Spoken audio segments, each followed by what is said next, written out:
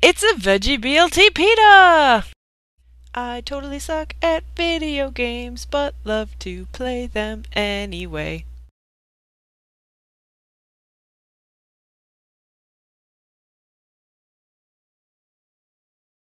Aloha! VeggiePeta here with a bit of a different video than I normally do.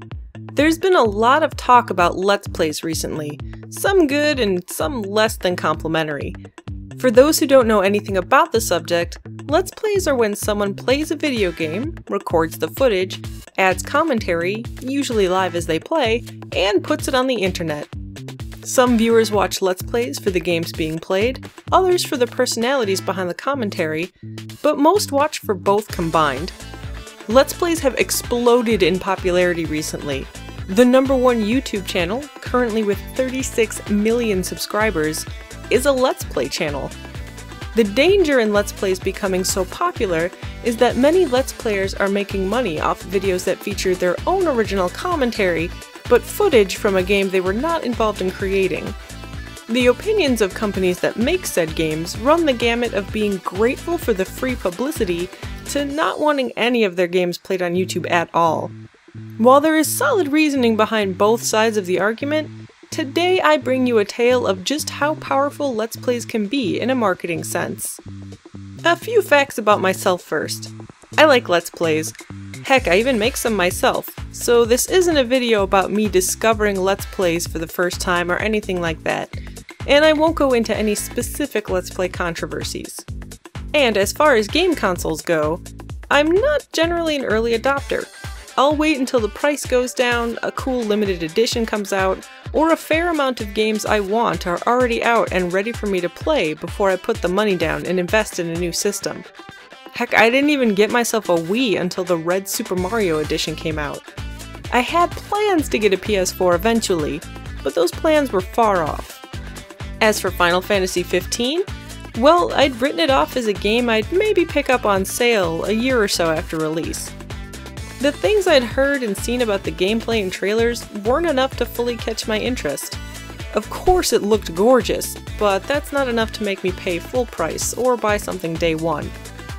Those were my thoughts on the PS4 and Final Fantasy 15 before watching a few Let's Plays. Like many gamers out there, I'm subscribed to certain Let's Players on YouTube, and yes, two of those Let's Players are PewDiePie and the Game Grumps.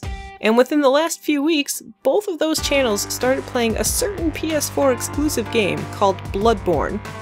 As I've stated many a time in my videos, I'm pretty bad at games. I played Demon's Souls for an hour before swearing off ever playing it or its legacy again.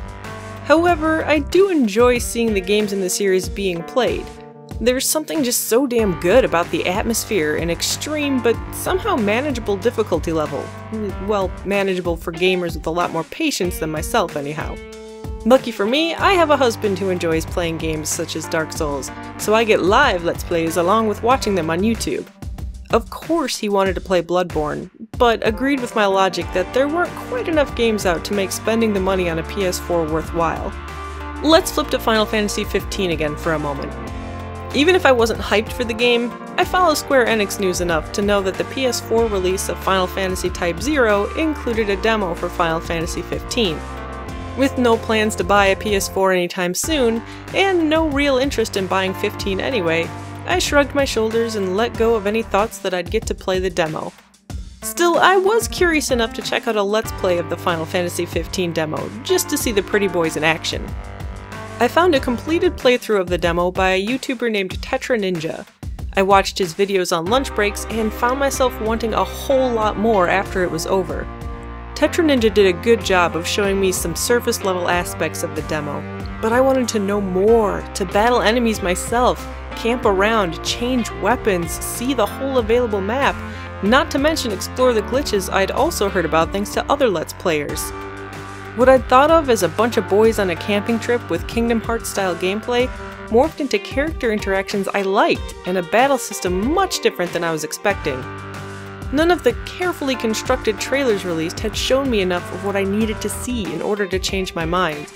But watching a Let's Play of the demo and seeing actual gameplay in an unrestricted setting got me excited for Final Fantasy 15. So, back to Bloodborne. With the extra oomph of wanting to play the Final Fantasy XV demo, which would require a PS4, the Bloodborne Let's Plays quickly crumbled my resolve to wait it out. Watching Let's Players I follow thoroughly enjoy Bloodborne made me want to buy it, even if I'll never play it myself.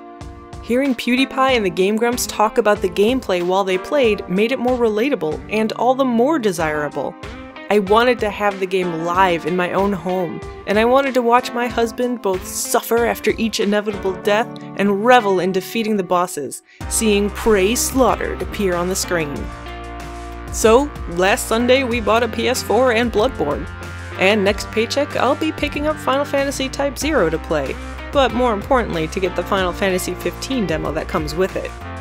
I went from not needing a PS4 for a long while, and not caring about Final Fantasy XV at all, to being a PS4 owner and wanting Final Fantasy XV day one, all in the span of 2 weeks. None of that would have happened anytime soon if I hadn't watched Let's Plays. Long story short, instead of not buying a game because I watched a Let's Play, like many companies may be afraid of, I spent a lot of money to get a brand new system and the games I'd seen being played. That's the power of Let's Plays.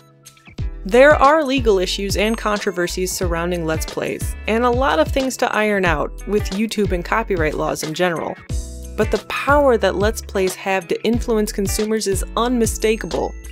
So here's hoping everyone can get things straightened out soon. That way gamers like me can spend a bunch of money on games they saw someone else play on the internet.